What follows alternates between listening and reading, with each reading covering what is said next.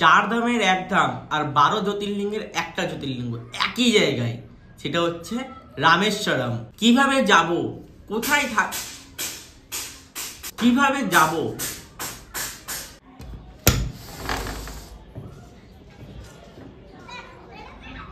পাশের বাড়িতে কাজ হচ্ছে গাইস, খুব সমস্যা। কিভাবে যাব, কিভাবে খুব সহজে দর্শন করব, থাকবো কোথায়, এইসব জানতে পারবে এই ভিডিওতে। তার সঙ্গেও জানতে পারবে আমার সোলো যাত্রাটা কেমন ছিল, আমার অভিজ্ঞতাটা কেমন। তোমাদের যার যেখানেই বাড়ি হোক না কেন, সবার প্রথমে তোমাদের পৌঁছাতে হবে চেন্নাই ইগমোর রেলওয়ে স্টেশন।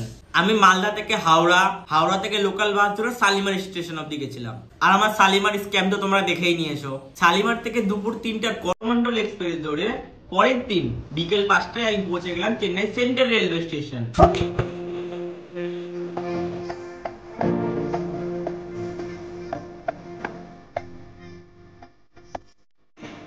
ট্রেন থেকে নেমে চেন্নাই শহর দেখতে দেখতে আমি চলে আসলাম চেন্নাই ইগমোর রেলওয়ে স্টেশন। হ্যাঁ, পায়ে হেঁটেই। তোমাদের খুব বেশি প্রবলেম হলে তোমরা গুগল ম্যাপ দেখেও যেতে পারো। চেন্নাই ইগমোর থেকে নেক্সট কানেক্টিং ট্রেন ধরার আগে তোমরা পেট ভরে কিছু ভারী খাবার খেয়ে নেবে। 7টার সময় রামেশ্বরম এক্সপ্রেস, যেটা 8 নম্বর প্ল্যাটফর্ম থেকে ছাড়ে, ওই ট্রেনে চুপচাপ উঠে পড়বে। কথাটা ঠিক ক্লিয়ার না ভেজাল আছে? বলেন কি? আমার এই পুরো সাউথ ইন্ডিয়ান ট্রেনের জার্নিটা আমি জেনারেল কম্পার্টমেন্টের মধ্যেই করেছি। মার্চ মাসের পরে নাকি সাউথ ইন্ডিয়ান ভ্রমণ খুব কস্টলি হয়ে যায়। কারণটা তোমরা একটু গুগল করে নিও, কারণ আমি জানি না। চেন্নাই থেকে রাত 7টায় রামেশ্বরম এক্সপ্রেস ধরে আমি পরের দিন সকাল 7টায় নামলাম মন্ডপম। এবার আমি যখন গেছিলাম তখন মন্ডপম অব্দি যেত। এতদিন তো পাম্বান ব্রিজে কাজ চলছিল, এই রিসেন্টলি খোলা হলো। মন্ডপম থেকে আর টোটো, অটো, লোকাল বাস ধরে রামেশ্বরম যাওয়ার কোনো প্রয়োজন নেই। হ্যাঁ, আমি গেছিলাম, সেই সময় কোনো উপায় ছিল না, তাই আগেও ছিল না, এখন আছে। এখন ট্রেন ডিরেক্ট তোমাদের রামেশ্বরমে গিয়ে নামাবে। এবার রামেশ্বরম থেকে কি করে যাবে, ওটা টোটো, অটো বা পা হেঁটে চলে যেতে পারবে। পৌঁছে গেলাম রামেশ্বরম। এবার দর্শন কি করে করব? সবার প্রথমে তোমাদের কাছে যেগুলো লাগেজ থাকবে, যে কোনো একটা হোটেলে বা লজে লেখা থাকবে বড় বড় করে লকার এত টাকা এত টাকা, এরকম ওরকম একটা জায়গাতে রেখে দেবে। ব্যাগ রাখার আগে তোমার ফোন আর স্নান করে পরার মতন কিছু জামা কাপড় নিয়ে চলে যেতে হবে অগ্নিতীর্থমে।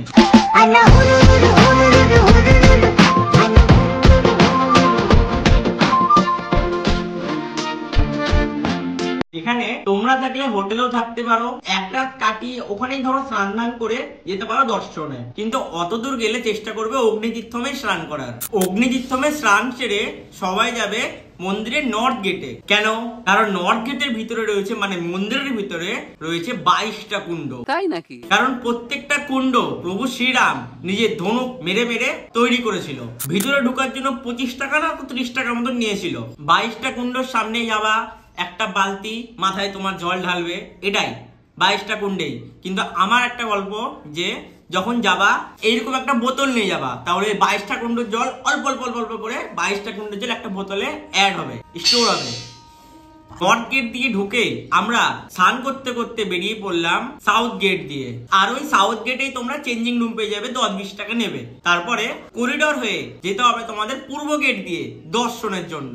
মন্দিরের ভিতরে রয়েছে রামালিঙ্গম আর বিশ্বলিঙ্গম, যেটা তোমাদের প্রদীপের আলোর মধ্যেই দেখতে হবে। মন্দিরের ভিতরে গিয়ে আমি জানতে পারলাম পৃথিবীর সব থেকে বড় করিডোর হচ্ছে রামেশ্বরমের এই মন্দিরে। আর আর্কিটেকচার তো কোনো কথাই হবে না। আরো অনেক সুন্দর সুন্দর জায়গা আছে যেগুলো তোমরা মন্দিরে না গেলে বুঝতে পারবে না। আমি তোমাদের সবকিছু ভিডিওতে বলে স্পয়েল করতে চাই না তোমাদের মুডটাকে। মন্দিরে খুব বেশি হলে আধা ঘন্টা থেকে 1 ঘন্টা লেগেছে। একটা হয় ফ্রি দর্শন, একটা 100 টাকা, একটা 200 টাকা। আমি অবশ্য ফ্রি দর্শনটাই করেছি। হ্যাঁ, পকেটের সমস্যা আছে। মন্দিরের ভিতরে খুব সুন্দর দর্শন হলো আমার।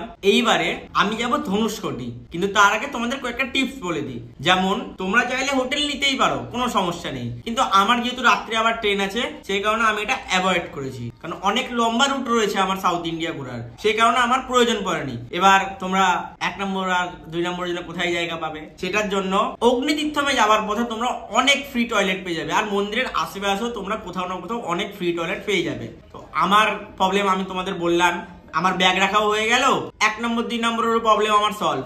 আর রইলো খাওয়া দাওয়া, তোমরা চাইলে বাইরেও কিনে খেতে পারো, কিন্তু আমি মন্দিরের ভিতরে ফ্রি খাবার খেয়েছিলাম। প্রসাদ খাবার বললে ভুল হবে কিন্তু, হ্যাঁ আমি বললাম, তোমরা বলবে না, ওটা হচ্ছে প্রসাদ, ভিতরে ফ্রি প্রসাদ খাওয়ানো হয়, একটা কুপন দেবে, ওর মধ্যে থেকে খাওয়ানো হয়। আমার যেহেতু একটু বাজেটটা টাইট, নইলে আমি রামেশ্বরমের সাইট সিন করতাম, এপিজে আব্দুল কালামের জন্মস্থান দেখতাম। আর তার থেকেও বড় এখন নতুন শুরু হয়েছে, 100 টাকার বিনিময়ে তুমি লঞ্চে করে সাগরের কিছুটা অংশে ঘুরতে পারবে। দেখো ল্যাঙ্গুয়েজ তো একটু প্রবলেম হবে, কিন্তু হিন্দি বলে এদিক ওদিক করে ভাঙাচোরা চলে যাবে। এখন তোমরা যদি রামেশ্বরম যাও, একদম সোজা পাম্বাম ব্রিজের উপর দিয়ে ফিল নিতে নিতে চলে যাবে রামেশ্বরম। আর ওখানে গিয়ে যে যার মতন দেখে নেবে। সাউথ ইন্ডিয়া ঘুরতে খুব একটা টাকা পয়সা লাগে না। আমি তো জেনারেল টিকিটেই শুয়ে বসে খেয়ে দে না শুয়ে বসে আমার চলে যাচ্ছিল।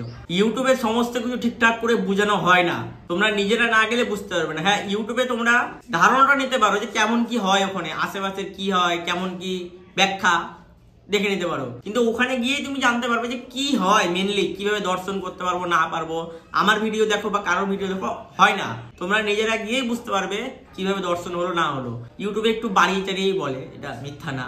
আমি ঘুরে এসেছি তো আমি দেখলাম, আমি ইউটিউব ভিডিও দেখেই গেছিলাম, একটু বাড়িয়ে চাড়িয়েই বলে। যাই হোক, আমি এই জায়গাতে বসেই ধনুষ্কোটির সমস্ত ভিডিওটা আনবো। সাবস্ক্রাইব।